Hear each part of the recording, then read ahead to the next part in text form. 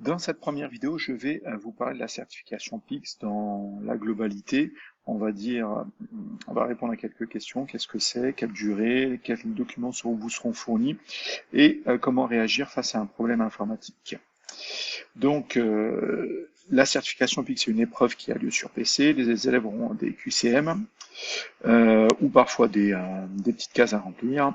Les élèves sont libres de chercher les réponses sur le web. Donc, finalement, votre rôle de surveillant n'est pas tant de vérifier qu'ils ne trichent pas, parce que finalement ils ont le droit d'aller chercher les réponses là où ils veulent. Euh, Ensuite, cela permet cette certification de justifier un certain niveau de compétences en informatique. C'est obligatoire pour les élèves de terminale, de BTS deuxième année et de troisième. Ensuite, quelle durée? 1h45 maximum, sauf pour les tiers-temps, ils auront 2h20. Chaque élève va finalement répondre à 3 questions par compétence à évaluer. Donc ça va dépendre de son travail en amont. Pardon. Ça signifie que s'il a travaillé, il y a 16 compétences maximum. S'il en a travaillé 10, il aura 30 questions. Donc s'il n'en a pas travaillé beaucoup, il n'en aura pas beaucoup. On a eu les certifications des années précédentes, les toutes premières certifications. Les élèves avaient finalement peu de compétences à valider. Du coup, il durait très peu de temps. Donc oui, ceux qui ont vraiment pas bossé beaucoup, ça va être 15-20 minutes. Et ceux qui ont bien joué le jeu durent normalement 1h45 ou pas très loin.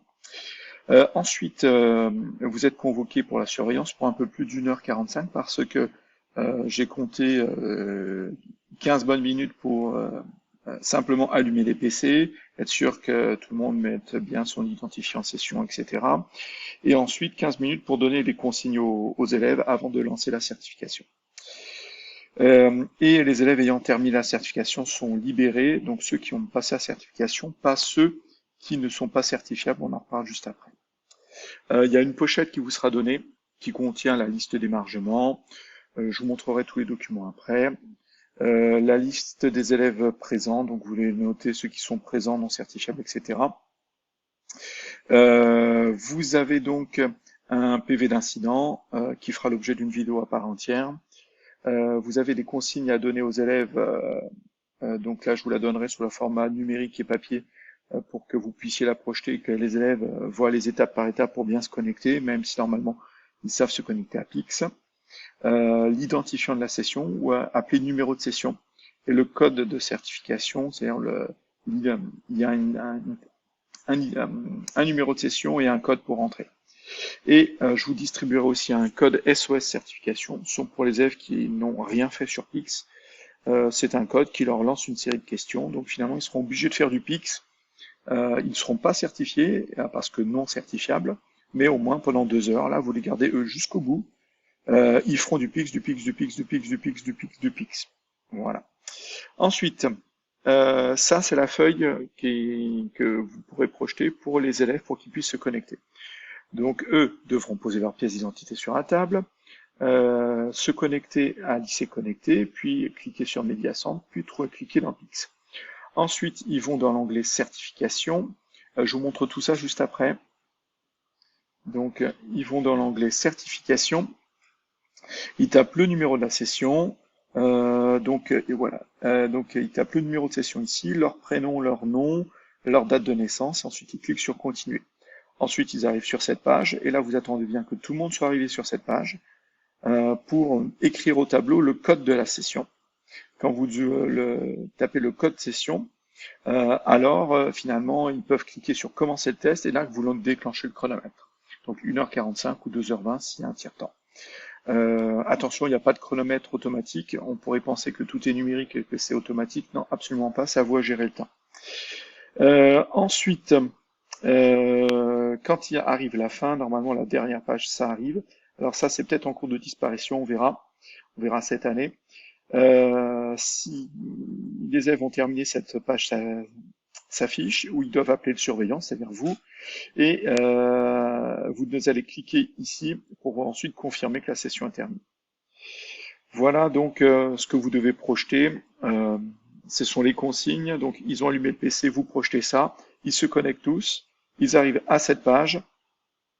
Et quand ils arrivent à cette page, quand tout le monde est là, vous écrivez un code au tableau et vous allez lancer la certification 1h45 ou 2h20. Dès qu'un élève arrive sur cet écran, vous cliquez ici, vous confirmez, c'est terminé pour lui. Ensuite, les problèmes informatiques. Voilà, je vais d'abord vous montrer la connexion. Donc la connexion à Pix. Donc là, c'est mon compte Pix que j'ai créé avec mon adresse académique. Vous devrez obligatoirement vous créer un compte Pix. Donc là, vous créez. Donc je suis sur pix.fr. On passe pas par ici connecté, nous. On va sur pix.fr et créer un compte. Vous utilisez votre adresse académique et on est bon. Vous allez arriver sur Pix. Donc eux, ils cliquent sur l'onglet certification. Et ils arrivent là où je vous ai montré tout à l'heure, numéro de session, prénom, nom, jour, date, jour, mois, année de naissance, et ensuite continuer. Ceux qui n'auront pas travaillé sur Pix, ils vont cliquer sur j'ai un code, et là vous leur donnez le code, ce qui s'appellera SOS non certifiable, qui leur fera travailler sur Pix. Et si jamais ils ont fini ce SOS non certifiable avant l'heure 45, ils retournent sur l'accueil et ils cliquent compétence par compétence sur une compétence, hop, celle-ci, paf, et ils peuvent continuer à répondre. Donc, hop, continuer, je continue et hop, ils peuvent répondre aux différentes compétences. Donc ça, c'était pour qu'ils puissent se connecter. Je reviens maintenant sur les problèmes informatiques. Donc l'élève n'a pas s'identifier en session, il ne peut pas ouvrir une session sur un PC. Dans ce cas, vous lui donnez un identifiant qui est utilisateur.1 avec comme mot de passe utilisateur1. Et ça marche jusqu'à 5. Donc utilisateur.2 avec utilisateur2 comme mot de passe et ainsi de suite. En passant par Mediacent, l'élève n'arrive pas à se connecter à Pix. Il lui dit qu'il a déjà un compte ouvert à côté. Dans ce cas, lui, vous me l'envoyez. Il n'a pas répondu à mes multiples messages demandant de se connecter déjà avant Pix et de me dire voir en cas de problème de connexion. Donc lui, il passera pas la certification, vous le sortez de la classe et vous me l'envoyez directement. Même si je suis en cours, c'est pas grave, il attendra devant la classe, qui passe par la vie scolaire pour savoir où je suis, mais lui, il faut vraiment le sortir, faut que je l'engueule. Ensuite, le nom et prénom, date de naissance de l'élève est annoncé erroné. Donc quand il essaie de se connecter, je retourne ici. Donc dans certification, là il tape son prénom, son nom et sa date de naissance. Et là, un message, quand il clique sur continuer, un message apparaît, le nom n'est pas reconnu, le prénom n'est pas reconnu, la date de naissance n'est pas reconnue. Il faut prendre votre liste d'émargement et regardez qu'il ait bien mis les accents exactement comme c'est marqué sur la liste d'émargement, même si c'est pas comme ça qu'il écrit dans la vie de tous les jours, il faut l'écrire exactement comme c'est écrit dans la liste d'émargement. J'attire votre attention sur la présence ou non des tirets dans les noms et prénoms composés. Il peut y avoir là, il peut ne pas y avoir de tiret, il peut y avoir un tiret, voire deux tirets. Donc vraiment se référer à la liste d'émargement pour écrire les prénoms et noms correctement. Ensuite, on a la question s'affiche mal. Dans ce cas, il va falloir actualiser la page. Pour actualiser la page, vous allez cliquer sur la petite flèche ici. Donc il y a marqué actualiser, ça rafraîchit la page et généralement ça résout 90% des problèmes d'affichage des pages. Ensuite, si je retrouve voilà mon PowerPoint, il est là. Si le problème persiste, c'est-à-dire si la question s'affiche mal, si par exemple il y a une photo sur la question et cette photo ne s'affiche jamais, dans ce cas il faudra le noter ça sur le PV, marquer tel élève avec telle question, la photo ne s'affiche pas. Parfois il y a des animations aussi où ils sont censés cliquer sur suivant, précédent ou cliquer sur la page et si ça marche pas, vous faites la même chose, vous marquez sur le PV le nom de l'élève, la question sur laquelle il y a eu le problème et dire l'animation ne marche pas, la photo de ça ne s'affiche pas et ainsi de suite. Ensuite, l'élève n'arrive pas à télécharger un fichier, à télécharger et enregistrer un fichier sur le PC. Il faut bien leur rappeler que finalement, sur les PC d'établissement, ils ne peuvent pas enregistrer n'importe où un fichier. le fichier est enregistrable uniquement dans un dossier, dans leur dossier perso, qui est dans ordinateur perso. Donc ils peuvent pas enregistrer ailleurs. Donc il y en a qui vont essayer d'enregistrer sur le bureau, ça marchera pas. Donc c'est bien dans ce dossier. Ensuite, l'élève n'arrive pas à ouvrir un fichier qu'il a téléchargé.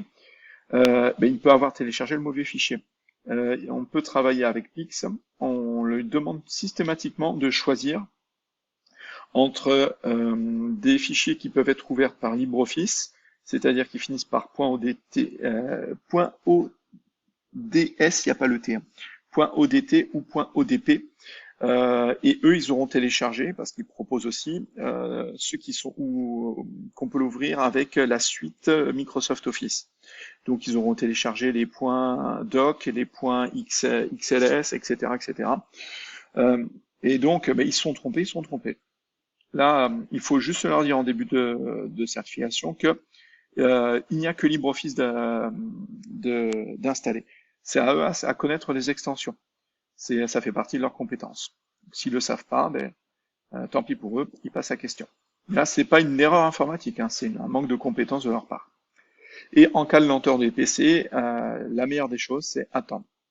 Voilà. Donc, si vraiment ils ont perdu beaucoup de temps, n'hésitez pas à leur accorder un peu plus de temps, 5-10 minutes. On n'est pas à cheval là-dessus, vu la lenteur de nos PC. Donc, mais généralement, ils ont fini. Le temps n'est pas un facteur gênant pour eux, donc ils patientent. Surtout, LibreOffice parfois peut être embêtant, très très long à s'ouvrir. Donc à chaque fois qu'il ouvre, finalement, qu'il le laisse ouvert, qu'il ne referme pas. Il laisse LibreOffice ouvert, ça mettra 2 fois moins de temps à se rouvrir, mais et qu'il n'essaye pas d'ouvrir le même fichier 4 fois en double-cliquant dessus 1 fois, 2 fois, 3 fois, 4 fois, ce qui ralentira encore plus le PC. Donc ensuite, s'il y a d'autres problèmes informatiques, finalement, ce ne sont pas les problèmes informatiques, ce sont des problèmes de manque de compétences des élèves et qui doivent se débrouiller avec l'informatique.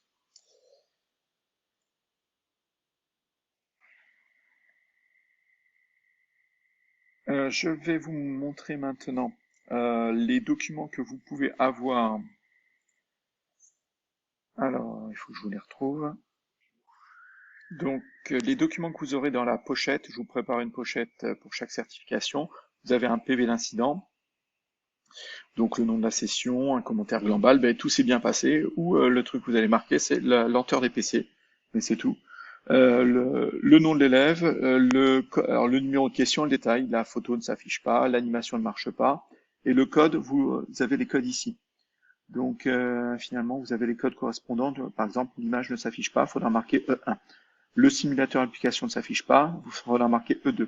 Le fichier à télécharger ne s'ouvre pas. Attention, ça, s'ils sont trompés, ils sont trompés. C'est vraiment, s'ils ont téléchargé un .odt et que ça s'ouvre pas avec LibreOffice, c'est un problème de Pix. Sinon, c'est leur problème. Le site à visiter n'existe pas. Parfois, on leur demande d'aller visiter des sites où le site n'est pas disponible, il est bloqué par la région, ça arrive, donc là, c'est le code 4 et ainsi de suite. Voilà généralement les problèmes les plus rencontrés. Ensuite, on va trouver également le kit de surveillant. Donc, vous aurez donc le jour de la certification, l'heure de la certification, la salle. Vous avez le numéro de la session qui est à rentrer donc ici par les élèves. Vous avez le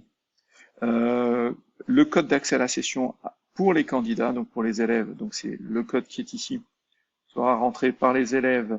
Une fois qu'ils auront rempli ça, ils cliquent sur continuer et c'est à ce moment-là qui rentre le code. Je vous rappelle qu'il faut le donner au dernier moment quand tout le monde est arrivé à la page suivante pour lancer la certification et lancer le chronomètre.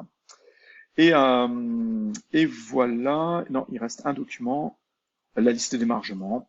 Donc, vous avez une liste d'émargement avec toujours que vous donnez donc le surveillant, signature du surveillant, le numéro de la session, les élèves présents, vous pourrez rajouter s'il y a un tiers-temps ou pas, ça je peux pas le pré-rentrer, ils doivent signer avant de partir.